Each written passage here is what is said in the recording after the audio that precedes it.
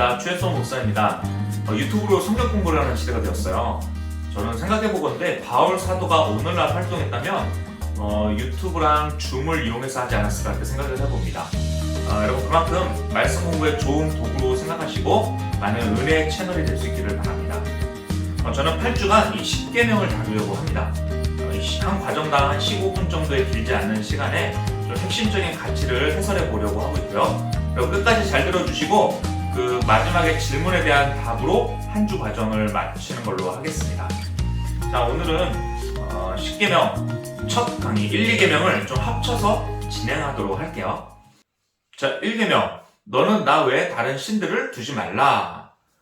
제가 이 제목을 오늘 신들은 없다, 신만 있다 라고 좀 정해보았는데요. 이 말씀을 보고 이렇게 말씀하시는 것 같아요. 야, 하나님만이 유일한 신이라는 것을 네가 좀 알아라.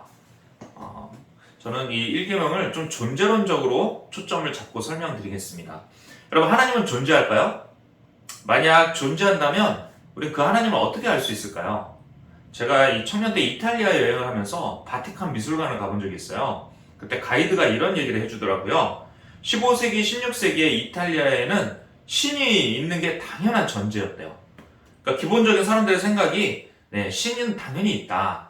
그래서 신에 대한 찬양과 작품으로 이런 아름다운 예술품들이 많이 만들어지게 되었다라고 설명한 걸 들은 적이 있습니다. 자, 오늘날은 어떻습니까, 여러분? 오늘날 21세기에는 과학이 발달하면서 신을 믿는 것 자체가 굉장히 유치해진 분위기입니다. 기본적으로 이 사람들이 신에 대해서 이제 두 가지 입장이 있거든요. 첫 번째로는 무신론이에요. 무신론. 신은 없다라고 보는 입장이죠. 이들의 생각의 전제는요, 물질이 아주 오래전에 어떤 우연에 의해서 지구, 사람 이런 모든 게 존재하게 되었다라고 보는 입장이에요. 그러니까 모든 것이 저절로 생겨났다는 거죠. 아주 우연에 의해서. 자, 그런데 저는 이것이 대단한 믿음이라고 생각이 됩니다.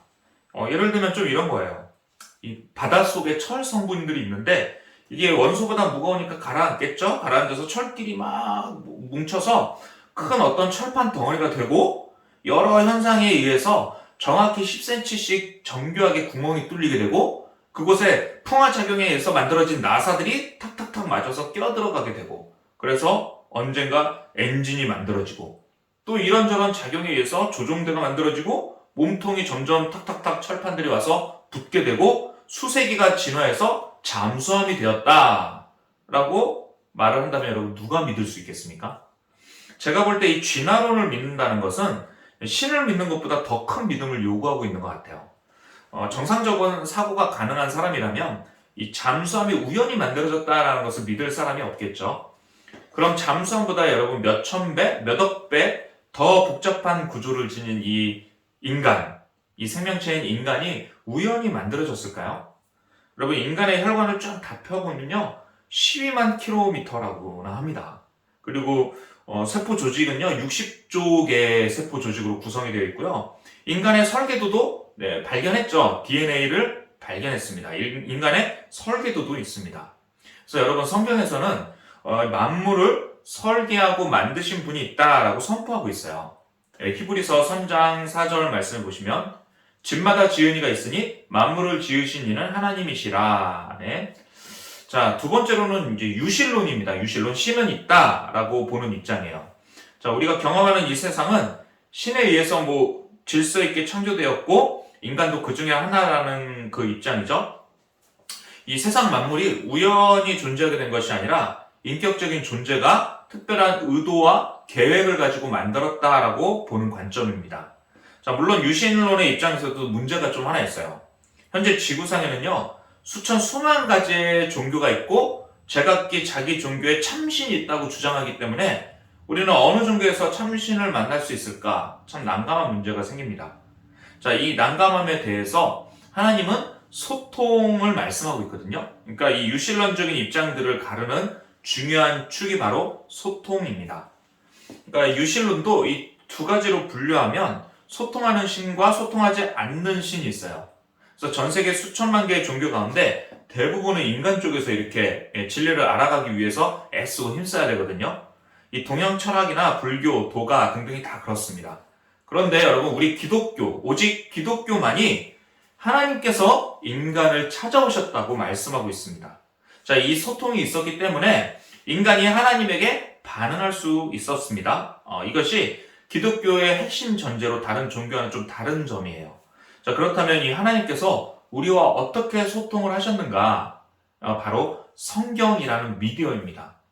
이 성경책에 하나님에 대해서 친히 알려주고 있거든요. 이 모든 것의 시작은 어떻게 되었는지, 우리가 하나님과 어떻게 관계가 맺어졌었고 또 깨지게 되었는지, 진정한 구원의 길은 무엇인지, 예수 그리스도에 대하여 다시 다가올 세상에 대해서 다 자신을 드러내셨습니다. 자, 그런데 인간은요, 이 역사 가운데 자꾸 소통하시는 하나님을 좀 잊어버리고 여러 우상들을 만들어 왔어요. 그래서 다른 신들을 자꾸 믿고 있는 거죠. 그래서 이 존 칼빈이라는 신학자는요, 인간의 마음은 우상을 찍어내는 공장이다라고 말하기도 했어요. 자, 너는 나 외에 다른 신을 두지 말라. 여러분, 하나님께서 여러 신을 믿는 자들에게 친히 자신을 좀 변증하시는 부분이 있거든요. 이사야서 41장 21절, 22절 말씀해 보시면요. 나 여호와가 말하노니 너희 우상들은 소송하라. 야곱의 왕이 말하노니 너희는 확실한 증거를 보이라. 장차 당할 일을 우리에게 진술하라. 또 이전 일에 어떠한 것도 알게 하라. 우리가 마음에 두고 그 결말을 알아보리라. 네, 여기까지 읽겠습니다. 자, 이 말씀은 하나님이 다른 신들, 우상들이 있다면 나를 소송해봐라. 22절에 이전 일, 이 과거의 역사들을 보고 우리가 마음에 두고 그것을 확인해보고 그 결말을 알아보리라. 그것이 미래에 이루어졌는지 아닌지를 좀 알아봐라 라고 말씀하고 있는 거예요. 자, 성경에서 이 예수님에 대한 예언이 300개가 넘거든요. 그런데 예수님이 어디서 태어나시는지, 어떻게 돌아가실지, 제자들이 다 배신할 것, 이런 모든 것들이 성경에 다 예언이 되어 있고 그것이 역사 가운데 실제로 일어났습니다. 자, 그래서 이 300개가 넘는 예언이 다 이루어진 것은 여러분 사실 대단한 숫자입니다. 예를 들어서 제가 어떤 청년에게 자네는 2025년 5월 5일 강남 그라치아 웨딩홀에서 연예인 누구랑 결혼하게 될 거야 라고 구체적으로 예언했다고 한번 생각해 봅시다. 제가 4가지 정도 예언했어요. 연도, 날짜, 장소, 그리고 누구랑 결혼할지. 그런데 제가 이 4가지를 이루기 위해서는요, 제가 전능한 힘이 필요합니다. 그렇죠? 연예인 누구랑 만나게 해야 되고요. 장소도 다른 지역에서 결혼하려고 하면 꼭 강남 그라치아로 할 수 있도록 내가 힘을 써야 합니다. 그리고 둘이 헤어지려고 하면 다시 만나게끔 해야 되고, 5월에 결혼하고 싶어 할 마음을 갖게 해야 되고, 뭐 양가 부모가 또 허락도 해야 되고, 이 4개의 예언만 이루려고 해도 저는 엄청 전능한 힘들이 필요하죠. 자, 그런데 성경에 300개가 넘는 이 예수님에 대한 예언을 하나님이 다 이루시고 역사하셨다. 이것을 이루기 위해서는 엄청난 전능한 힘들이 이 역사 가운데 개입해야 된다는 것을 깨달을 수 있죠. 여러분, 이렇듯 우리 하나님은 역사 가운데서 증명되는 분이시고 전능하시며 오직 유일신 하나님 되십니다. 그러니까 일개명은 모든 것의 최우선순위를 말씀하고 있어요. 다른 신들은 없다. 아예 없습니다. 그리고 하나님만이 유일한 신이시고 세상을 향한 목적이 있어 창조하셨고 인간을 향한 계획이 있으십니다. 그것을 성경을 통해 말씀하고 계시죠. 여러분을 만드신 그 하나님을 개인적으로 꼭 만날 수 있기를 바랍니다. 자, 그 다음으로 이계명입니다. 우상을 만들지 말고 어떤 형상도 만들지 말라라고 말씀하고 계세요. 자, 우리나라는 여러분 복음으로 한번 뒤덮였기 때문에 저는 이런 우상들이 별로 없다라고 생각하고 있습니다. 그런데 이 동남아시아나 뭐 가까운 일본이라는 나라에만 가도 이 길거리부터 수많은 우상들이 있어요. 참 많이 있죠. 그래서 막 길거리 다니면 영적으로 막 눌리는 거 여러분도 경험해 보셨나요? 형상을 만들어 놓고 그것의 복을 막 빌고 있습니다. 자, 우리 하나님은 바로 어떠한 형상도 만들지 말라라고 말씀하셨거든요. 네, 왜 그럴까요? 이 형상은 가짜이기 때문에 그렇습니다. 하나의 예화를 좀 들어볼게요. 르네 마그리트라는 벨기에 화가가 그린 그림입니다. 자, 이 그림이 무엇처럼 보이시나요? 파이프죠, 파이프. 우리가 이 그림을 보면서 이것은 파이프다 라고 말할 거예요. 그런데 이 르네 마그리트 화가는 이 그림 밑에다가 이렇게 불어로 써 넣었습니다. 이것은 파이프가 아니다. 자, 이 사람이 그린 다른 그림 중에 사과 그림이 하나 또 있어요. 그런데 이 그림 제목을 이것은 사과가 아니다 라고 썼습니다. 예, 이것도 무엇이 진실입니까? 예, 진실은 종이 위에 그려진 그림에 불과하다는 것이죠.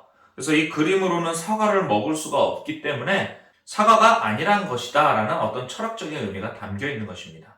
자, 제가 말씀드리고 싶은 부분이 바로 이 부분입니다. 앞선 그림에서 사과는 이미지이고 종이가 실체입니다. 그런데 우리는 사물이나 사람, 이런 사건들을 다 바라볼 때 이미지로 판단합니까? 아니면 실체로 판단합니까?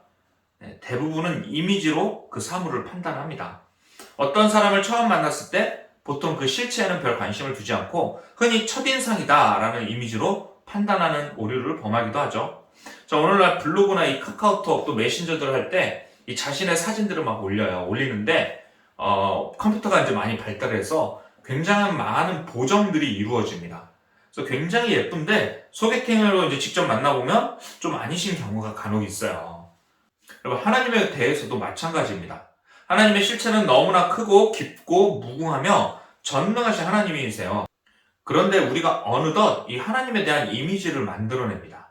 이 형상을 만드는 성경의 대표적인 예는요, 출애굽 당시 이스라엘 백성들이 금송아지를 만든 경우가 있습니다. 자, 모세가 시내산 안에서 이제 40일 동안 율법 받으러 올라가니까 불안해진 백성들이 보이는 신, 눈에 보이는 신을 막 요구합니다. 그래서 아론이 금을 다 모아라 하고 금송아지를 딱 만들어서 이렇게 말을 합니다. 이스라엘아, 이는 너희를 애굽 땅에서 인도하여 낸 너희의 신이로다. 자, 하나님을 믿지 않겠다고 한 것 아닙니다. 그 당시 이제 주변 종교 문화와 좀 동일하게 이 눈에 보이는 신의 모습이 좀 필요했던 거죠.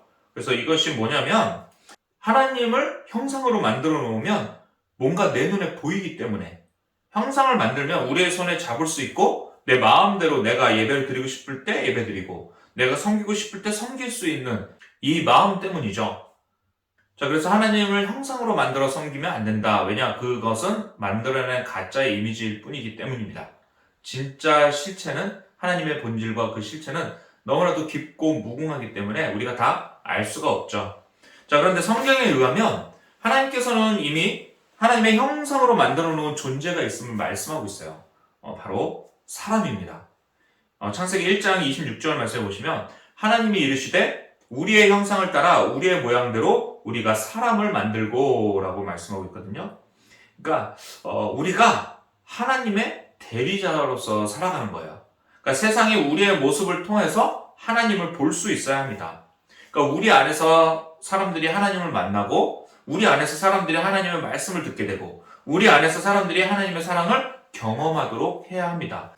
자, 오늘날 현대 그리스도인들은 이 하나님을 나무나 돌이나 금속 이런 걸로 재현해 보이는 우상을 만들려는 유혹을 받지는 않습니다. 그런데 그리스도인들은 이 세상에서 하나님의 형상으로서의 역할을 적극적으로 감당해야 되는데 이것을 피하고 싶은 유혹을 받습니다. 자, 과연 우리는 지금 하나님의 형상으로서의 역할을 잘 하고 있는지 우리의 삶의 모습을 돌아볼 때입니다. 우리는 죄로 왜곡된 세상에서 이 하나님의 형상을 잘 감당해 나가야 합니다. 자, 오늘 이렇게 해서 1계명, 2계명 핵심적인 내용을 마쳤습니다. 이것에 대한 좀 적용적인 질문을 드림으로써 여러분께서 이것을 답해 주시고 카톡으로 보내주심으로써 첫 주차 과정을 마치도록 하겠습니다.